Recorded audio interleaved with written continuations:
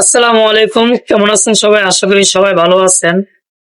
তো অনেকে বয়স্ক ভাতার যে ওয়েবসাইটটা আছে সেটাতে ঢুকতে পারতেছেন না।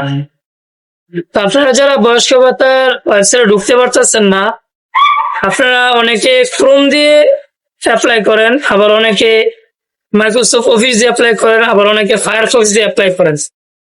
তো অনেকে ক্রোম দিয়ে ঢুকতে পারতেছেন না, এর জন্য আপনারা কি করতে পারেন? অন্য কোনো ব্রাউজার দিয়ে চেক করতে পারেন যে আপনারা ঢুকতে পারতেছেন কিনা।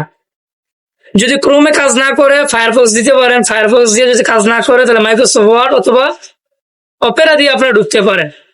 তো আজকে সারাদিন সকাল থেকে এই পর্যন্ত আমি চেক দিলাম যে বয়স্ক ভাতা ওয়েবসাইট আছে, কিন্তু অপশনগুলো যে আসার কথা, বয়স্ক ভাতা, প্রতিবন্ধী ভাতা, বিধবা ভাতা, আরো যে দুইটা ভাতা আছে, এগুলো আসে না। তো ইনশাল্লাহ এটা সমাধান আপনারা পেয়ে যাবেন। 1-2 ঘন্টা পর পর ট্রাই করেন, দেখেন ওয়েবসাইট আছে কিনা, সার্ভার আছে কিনা। এটা নিয়ে কেউ হতাশ হবেন না। অনেক গ্রুপে পোস্ট করতেছেন যে এটা সমাধান, কি এটা সমাধান কেউ দিতে পারবে না, কারণ অনেক মানুষ সারা বাংলাদেশ থেকে অনেক মানুষ বয়স্ক ভাতার অ্যাপ্লিকেশন করতেছে, যার কারণে সার্ভার একটু ডাউন হইতে পারে। আবার হচ্ছে সরকারি সার্ভার মাঝে মাঝে ডাউন হয়ে যায়, আবার ঠিক হয়ে যায়, এই প্রবলেম থাকবে। এ বিষয়ের জন্য ভিডিওটা তৈরি করা।